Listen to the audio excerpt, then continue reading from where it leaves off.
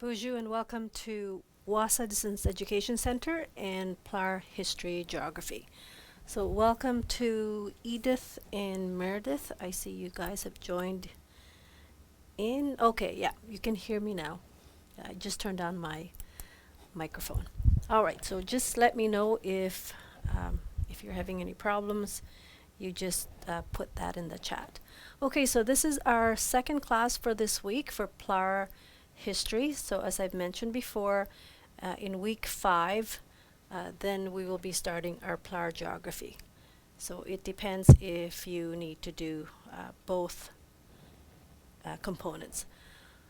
Okay, so today is Thursday, September 4th, and just a reminder that students can still register for the 2024-25 courses at WASA.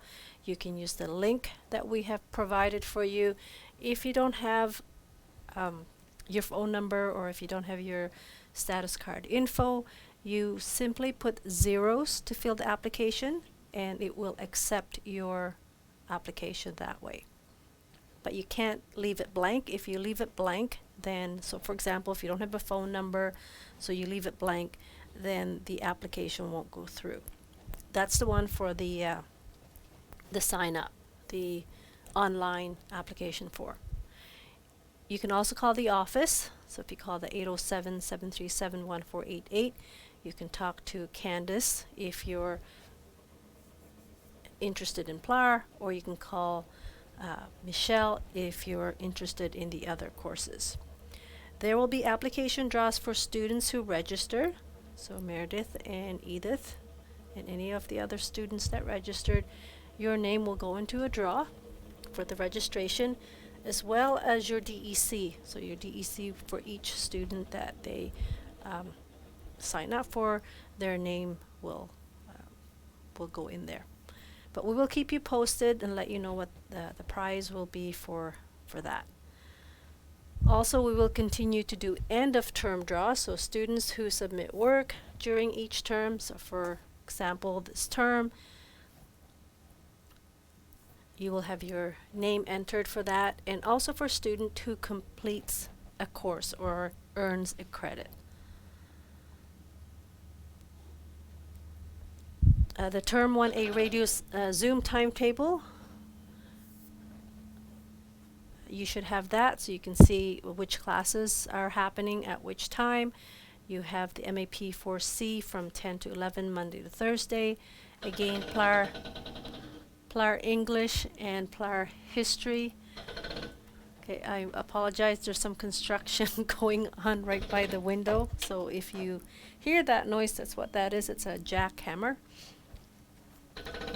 So PLAR English, Mondays, Wednesdays, and Tuesday, Thursdays will be the PLAR History Geography. If you're interested in signing up for ILC courses, that's also available. You can ask your DEC for the sheet that tells you which ILC courses are available through WASA and which teacher is responsible for marking that particular course.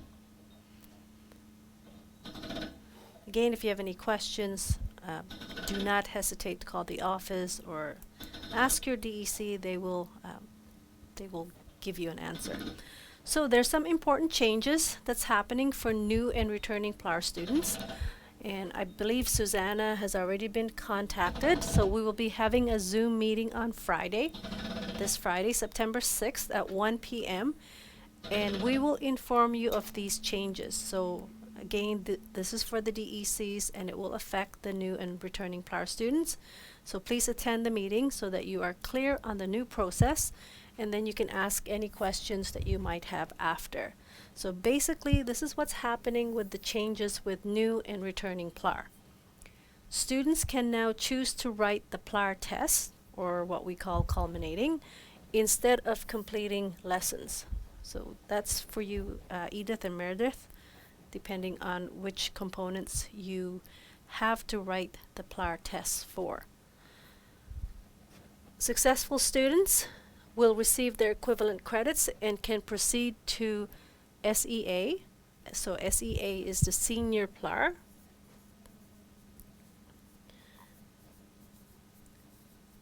And then go on to registering for your senior credits once you do your senior PLAR. Students who are unsuccessful, they have to complete the lessons before retaking the test. So remember, if you're not successful the first time, don't panic. You still have the lessons so that you can review it to prepare you much better before you retake the test. DECs can now tell their registered PLAR students about the change, so you can inform them. So look at your list, see how many students you have taking PLAR, which components they're working on. So for example, if a student who is a PLAR student, they might say, you know what, I'm really good at math.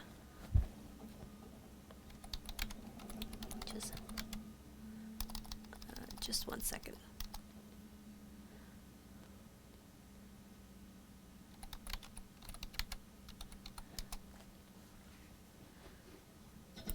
Okay, I'm just doing a couple of announcements here. So DECs can let students know about the change. Again, if students already know which components they're taking, and if you feel confident that you're very comfortable in math, you might take that test first.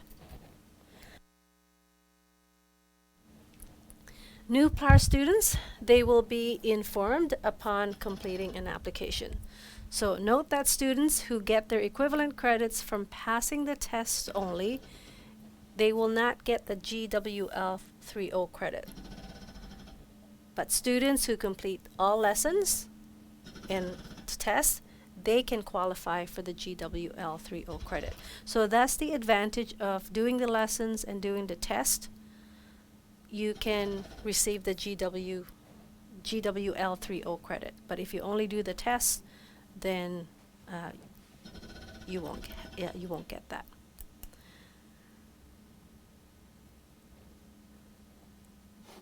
Okay, so different ways to tune in. We said you can call through radio. The number is there, 1-800-465-7144, or you can join us through Zoom. You can use my Zoom link, and depending on which teacher you have, we all have different Zoom links. You can listen to 91.9 FM, or if you have Bell Express View in your community, or if you have that package, then you'll be able to listen to our classes. Remember, those are only audio. The Zoom link is both video and audio. That means you can see what I have on my desktop.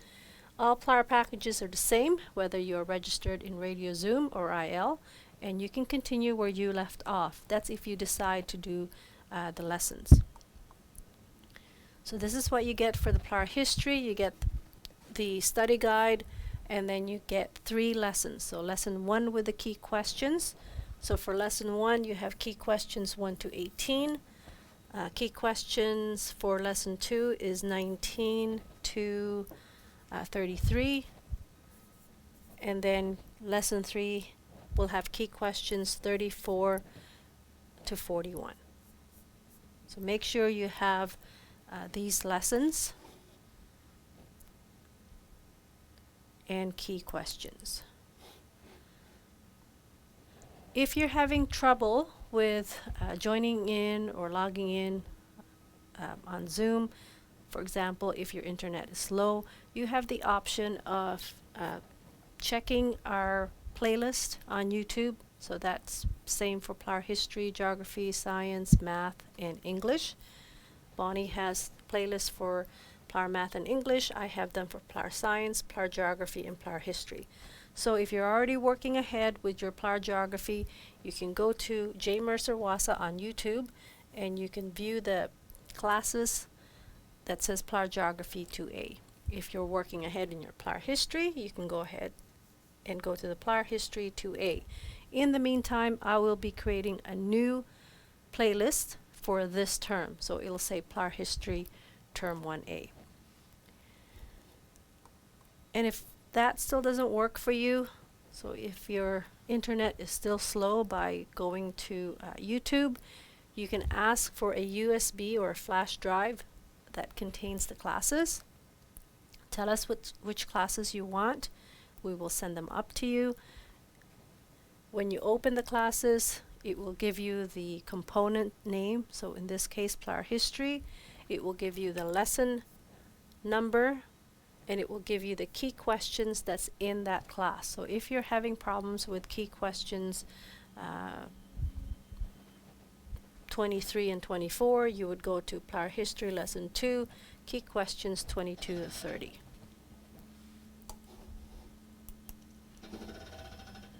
Okay, once you're ready to submit your key questions, there are several ways. You can scan your work and then just email it or send it through Messenger.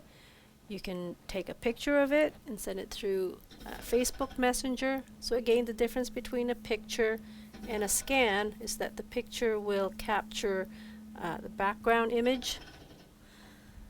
Mail it to or email it to studentwork@nnec.on.ca, and then make sure that you CC it to me so that I know you have submitted something. So just a quick recap here about whether you need to do both PLAR History and PLAR Geography. So the Geography or the PLAR Geography is an equivalent credit for the grade 9 Geography. So if you did not complete a grade 9 Geography, then you will have to take the PLAR Geography to get that equivalent credit. The History is a grade 10. So if you did not do grade 10 History when you went to high school, then that means that you have to do the PLAR History. So sometimes you will see that some students will say, oh, I have to do both, and some will say I only have to do the Geography or the History or vice versa. That's because each student's transcript is different. So we do an assessment, or Candace does the assessment, and she will check your transcript from your last school. So in this case, this student is from Fort Hope. Okay, you don't see a name there. So this particular student this person already has the History, so that person doesn't need to do the PLAR History. However, this person needs to do the PLAR Geography. And again, if you have questions about that, let me know. So we're into week 1. We're looking at Canada 1900 to 1939. So this course calendar just gives you an idea for each week what we will be doing. So you can keep track of what you need to be doing so that you can complete your lessons and key questions, and then be prepared to write the culminating activity. Again, if you choose to do it in that route. There will be 2 one-hour radio classes each week for 9 weeks.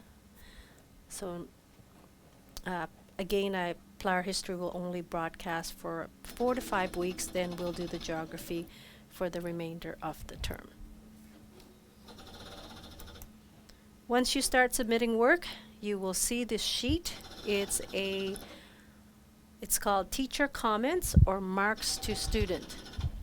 So make sure you keep this, because this will be a great checklist to make sure which key questions you have completed and which key questions you still have to do.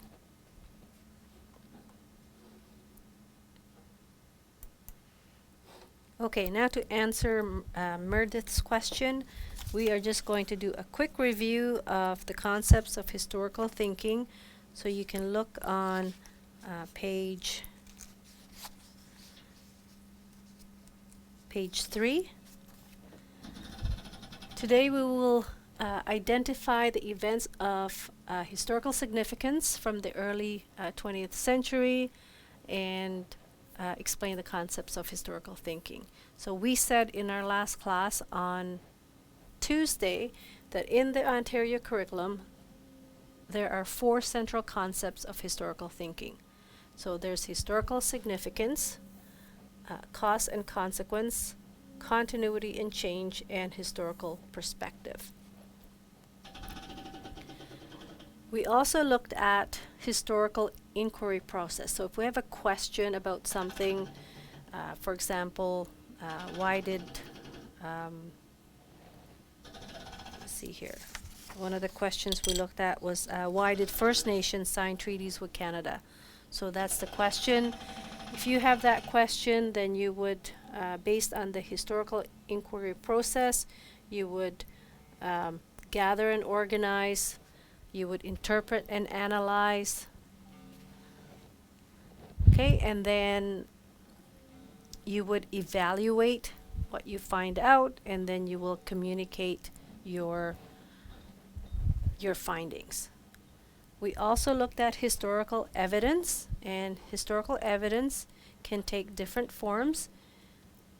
It could be physical evidence. So in the past, you might look at, could be a piece of clothing or pottery. It could be an object, a building, a monument. It could be a written evidence. So for example, a diary, book, letter, plan, a receipt. Visual evidence could be a painting, a photograph, a movie, or a geographical feature. And then oral evidence could be a memory. It could be an oral story. So if your grandparents tell you something about how it was back then, maybe 30 years ago, okay, that's oral evidence. Nursery rhyme could be a sound recording, even a song. Then we looked at support question number 1. So remember the support questions. You don't need to submit the support questions because the answers are at the end of the lesson. So we looked at what are the 4 concepts of historical thinking, and then give 2 examples of things that can count as historical evidence. So from our last class, we started key question 1. So key question 1 begins on page 33. So when you're sending in your work, you only send in pages 33 to 37. That's key questions 1 to 18. Okay, you don't need to send me the whole lesson. Keep that for yourself so that you can use that for a review. Remember, when you're looking for answers, you don't need to search online to look for answers. The PLAR history, same thing with PLAR geography, is what I call, the key questions are what I refer to as hand questions, meaning that you can put your hand or your finger on the answers. So for example, if I said, what was the head tax? You can actually see under immigration and racism the words head tax. So everything that you need to know about the head tax is on that paragraph. Or one of your key questions is that what were women required to do as immigrants? You can put your finger or your hand right on the answer.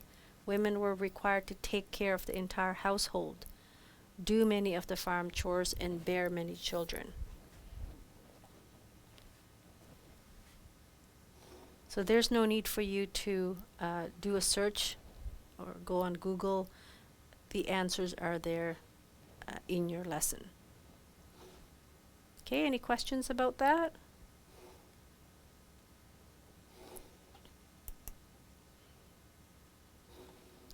So again, when you're looking at the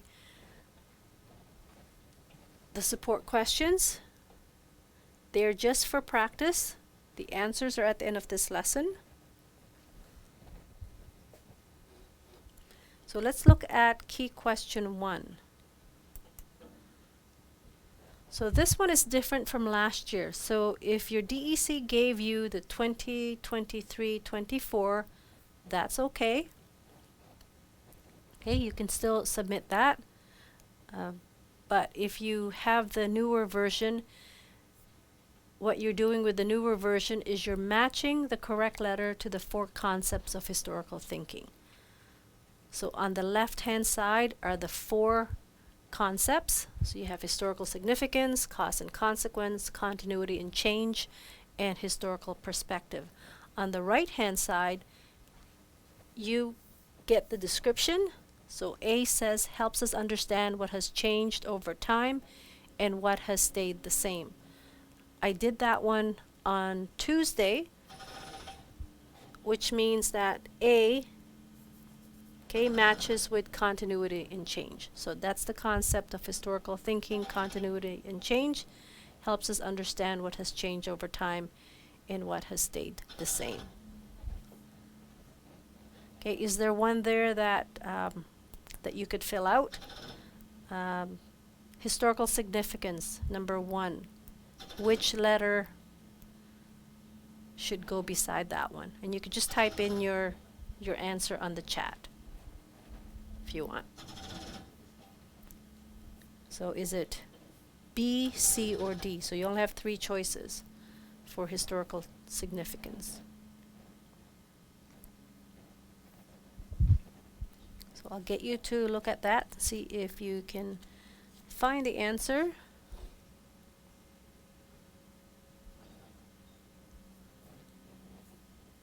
We already used A, so we said A is for number 3, continuity and change.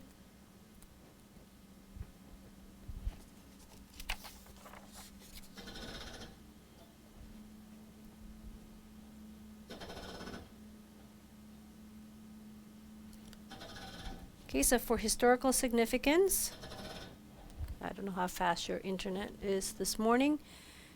The answer to that is D. So 1 is D, 3 is A. So I'll leave you to do number 2, cause and consequence, and 4, historical perspective. Okay, let's go back to our lesson. We are now looking at page 8.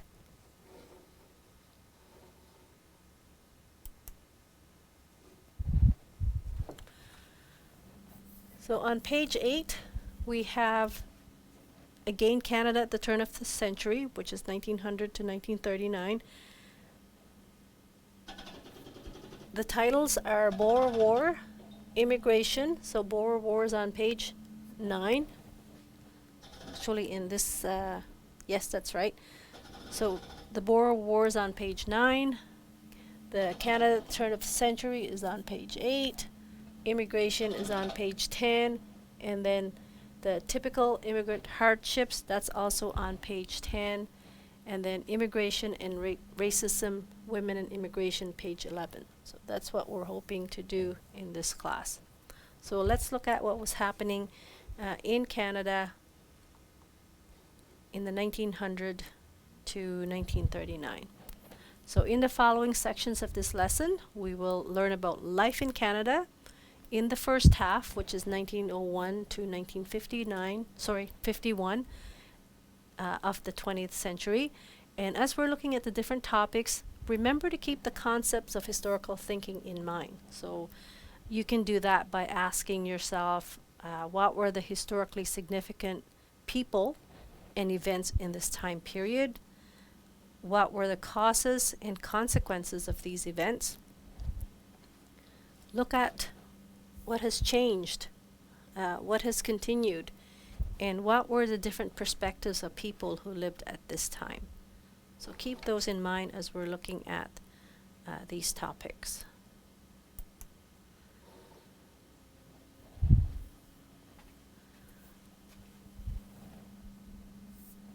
So people, 1900 to 1914, the changing face of Canada. So during this period, the Prime Minister of Canada was Wilfrid Laurier. Now, the Prime Minister of Canada, they have several important responsibilities. First is that they have to make decisions. So they make everyday decisions to manage the large Canadian government.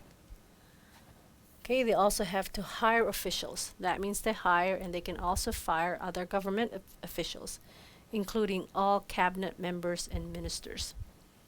They can assign projects, so they assign projects to different departments within the government. And finally, representation. That means they represent the Canadian government when they interact with provincial and local governments, as well as, when they go to different countries. Okay, they're representing Canada. So Prime Minister Wilfrid Laurier, he was the 7th Prime Minister from 1896 to 1911. He was the leader of the Liberal Party. He was a dominant political figure of his era. Okay, he was defeated by Sir Robert Borden in the 1911 election, and then Robert Borden would remain Prime Minister until 1920. And our current Prime Minister is Justin Trudeau. He's the 23rd Prime Minister since November 2015. He's the leader of the Liberal Party since 2013. And you might remember this. His father, Pierre Trudeau, he was the 15th Prime Minister of Canada from 1968 to 1979, and then again from 1980 to 1984.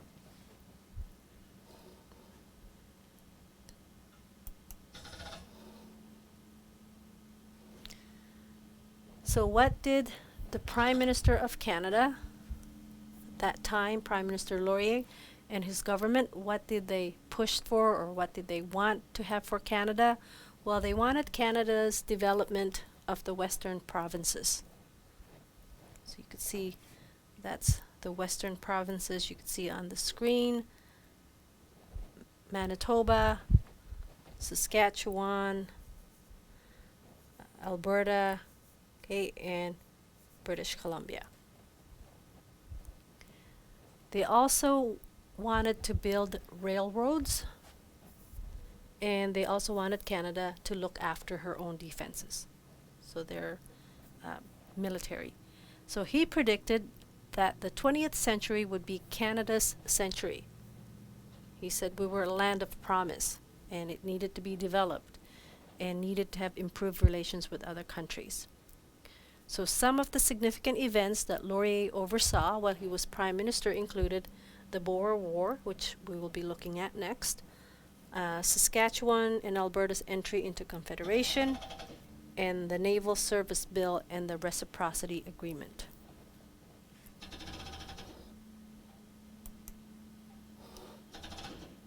Okay, on page 9, what was the Boer War? So this war, also known as the South African War, it was a conflict that was between two groups of settlers in South Africa.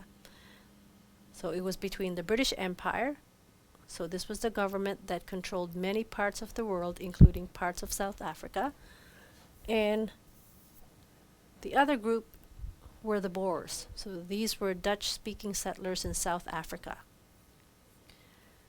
So what happened here is that volunteers from Canada joined the conflict in South Africa in response to a growing desire among Canadians to help out war victims. So why did they go out there? Well, Canada was strongly linked to Britain, and they felt a duty to help. So the only province that felt opposed to this aid in helping out was Quebec, because Quebecers felt less responsibility, and they disagreed with Britain's policy of ruling people or ruling them. So Prime Minister Laurier, he attempted to take a balanced approach because he wanted to help, but the divide between English and French Canadians deepened. Okay, so it caused tension that was already there to get worse. You can see a picture here of Canadian soldiers in the Boer War with Boer prisoners.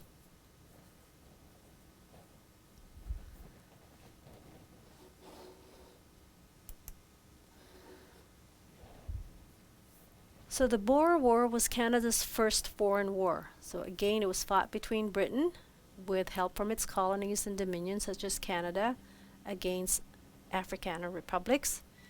In 1899, a battalion of volunteers left Canada for South Africa. So more than 7,000 Canadians including 12 nurses served in the war, and of these, approximately 270 people died.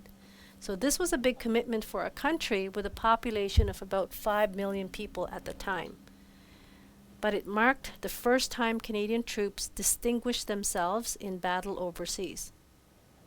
So look where Canada is, and then look where they went. But it also contributed to the growing tension between French and English Canadians. So if we look at why was the Boer War significant in Canadian history, because it's the first time that Canada fought overseas. Looking at the map I showed you earlier, there's North America, so the volunteers went all the way down there to South Africa. Okay, they crossed the Atlantic Ocean. This also gave Canada confidence to participate. That means they were involved in international events. It also showed that they can be their own nation or their own country. It increased Canada's identity as an English nation, but it also highlighted the French-English divide. So remember, they were not in agreement with helping out. So Quebec didn't want to. They felt it wasn't their fight. And again, this would be a factor that would appear in the First World War. Okay, so that's the significance of the Boer War in Canadian history. So when you look at key question 2, it says the Boer War occurred in South Africa. What was the significance of the Boer War to Canada? So when you're answering your question, don't start off with because. You want to write the significance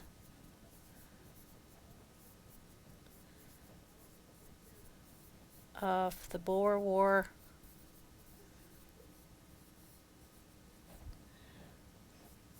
to Canada, and then write down your answer. Okay, so that's just to start you off in answering key question 2. You will receive full marks when you provide details in your answer.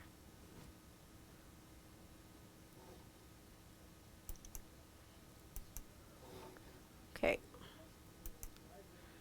All right, next up we are looking at, and in your book there's a useful link to the Boer War. It's a video. It's about 2 minutes and 53 seconds.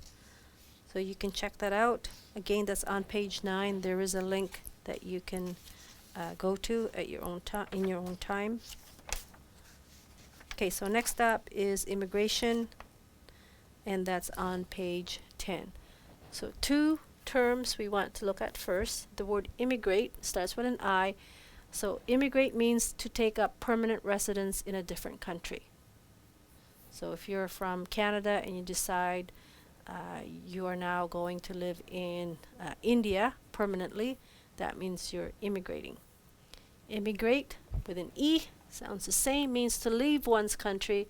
To immigrate, that means take up permanent residence in a different country. Okay, so you're exiting your own country, going to another place, and then immigrate is you're entering a country to live there permanently.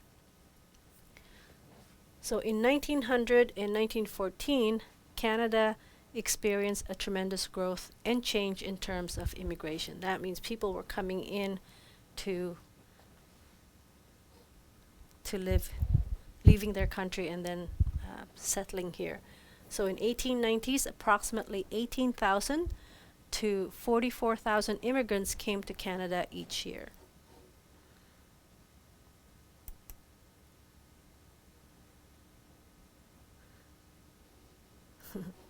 Okay, so the answer to the to your question, so your page looks different than mine because what I'm doing is taking the information that's in your lesson and I'm just providing you with more pictures and more information to explain the lesson. Okay, that's a good question.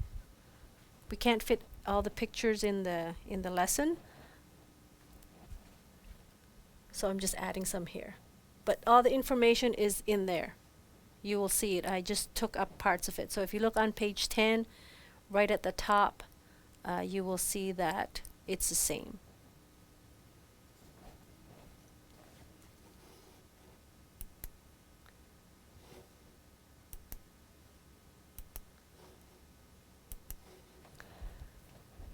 So between 1900, okay, so I missed this part.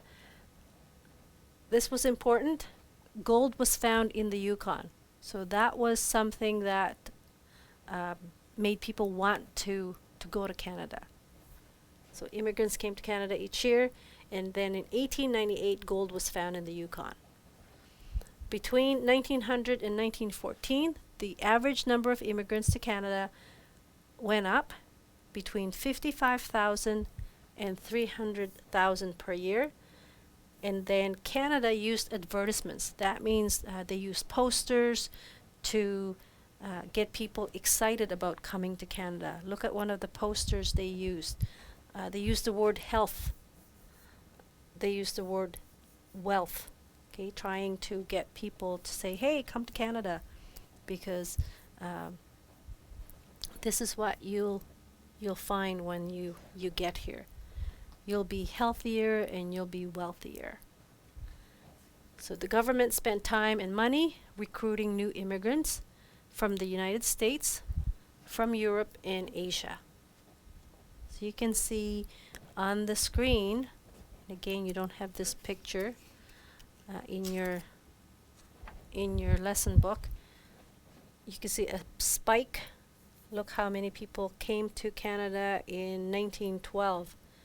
It's 400,000 immigrants that arrived in Canada.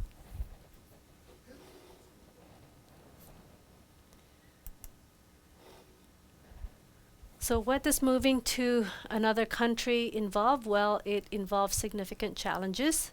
So for example, immigrants that came, they didn't speak the language of the new country. Customs and traditions will be different. The school system is likely different from what you're used to. When we immigrated to Canada, where our school started in June and we ended in March. Okay, so again, that's different because our seasons are different. Okay, we didn't have winter, we didn't have snow, so that one was different too. I remember the first time I saw frost. Okay, that was exciting.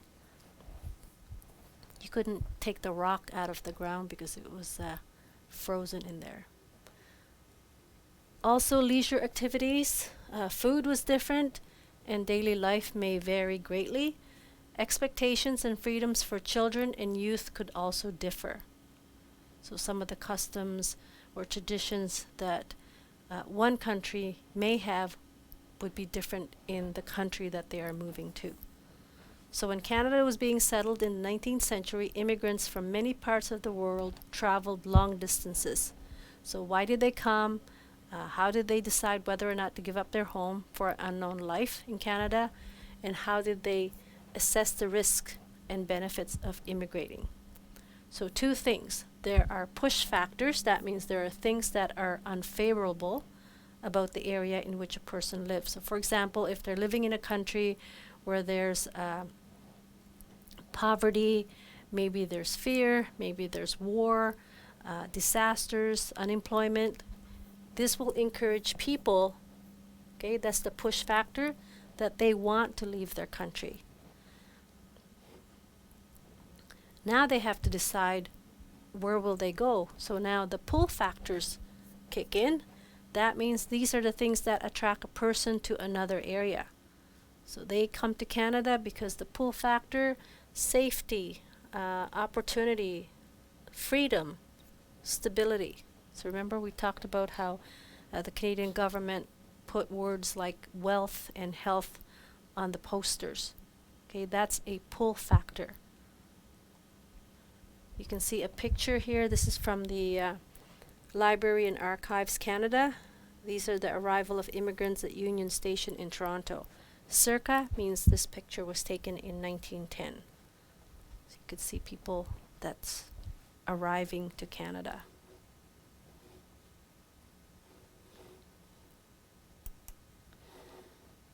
So immigrants from England, Scotland, and white Americans, they were welcomed into Canada, but there were others that were not welcome, and these were people from Asia and African Americans. They faced discrimination.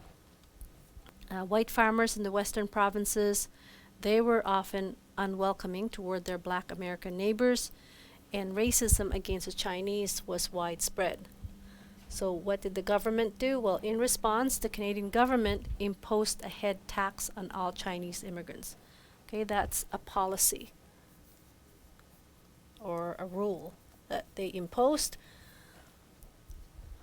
And because they did that, it made it difficult for many of them to come into the country, which restricted their immigration. And we'll look at that on the next page, exactly what the head tax means.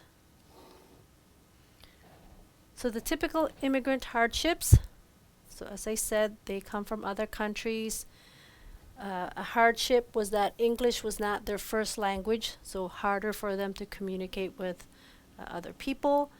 Immigrants were of different race and religion, so because of that, they were often discriminated against it because of their religion or because of their race. Settlement happened in the West, and in the West, people were isolated. There was a lot of hard work and clearing the land. The weather was extremely cold in the winter, and for most, they were not used to it. Like I said, when I came to Canada, I have never seen snow before.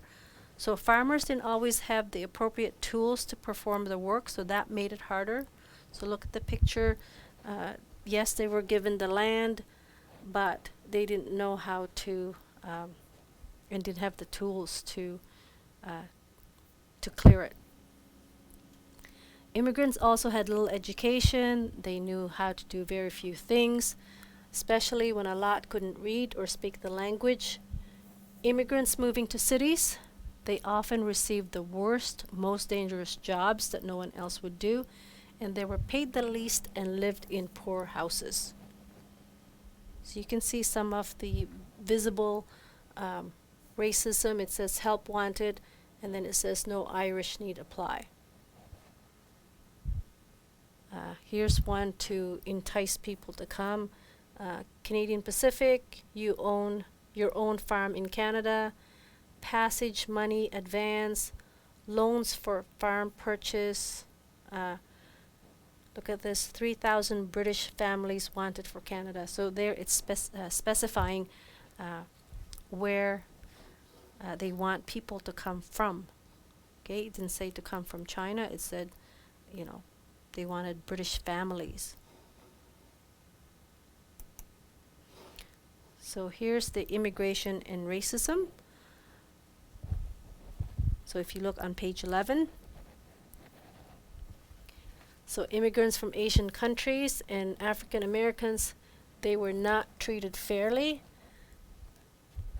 White farmers in the western provinces, we looked at that. They were not friendly toward their black American neighbors.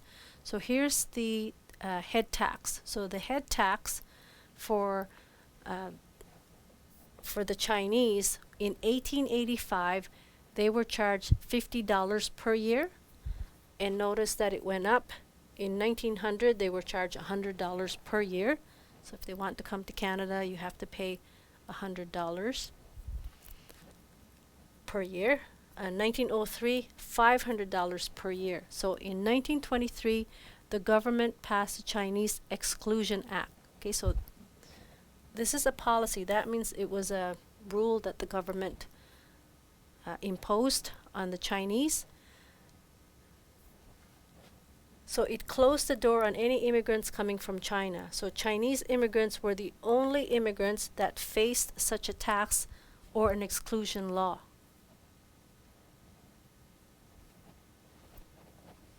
Okay, here's another policy that the government imposed on Asian immigrants.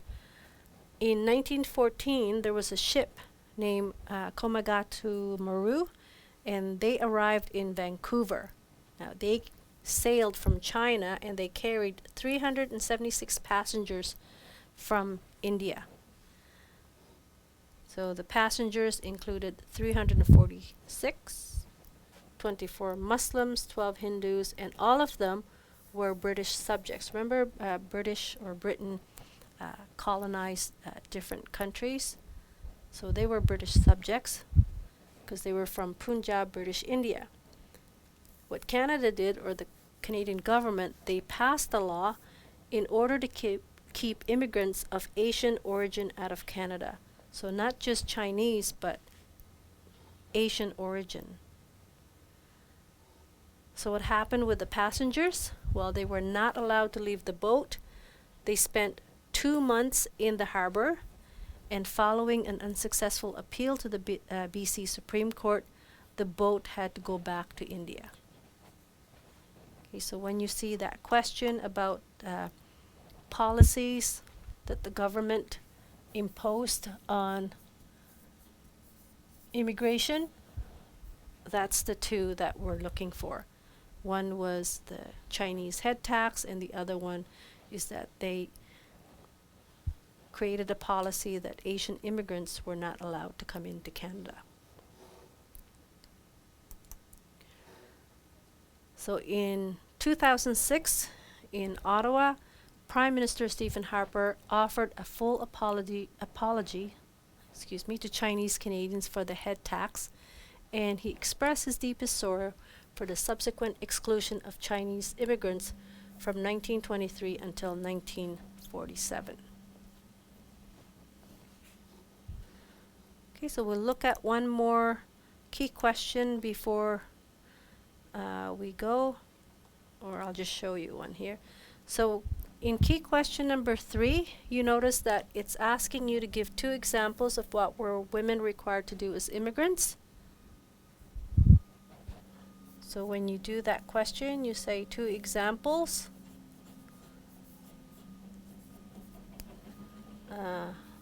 Of what women were required to do.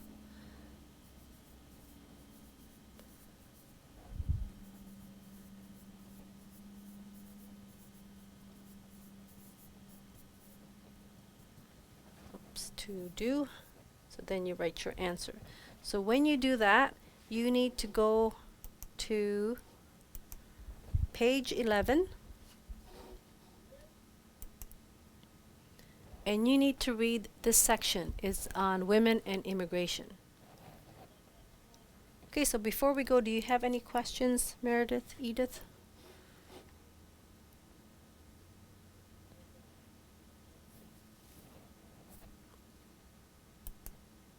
Great. Okay, so if you are having any problems with any of the key questions, or like I said, if you want to try to do the PLAR history culminating or the PLAR geography culminating instead of doing the lessons, you just let me know. And Susanna, if you're listening, if there are any other students that are new to PLAR, so once you get their application, you can ask them the same question. Okay? All right, that's it for today, and the weekend's coming up, so have a good weekend, and I'll talk to you again on Tuesday.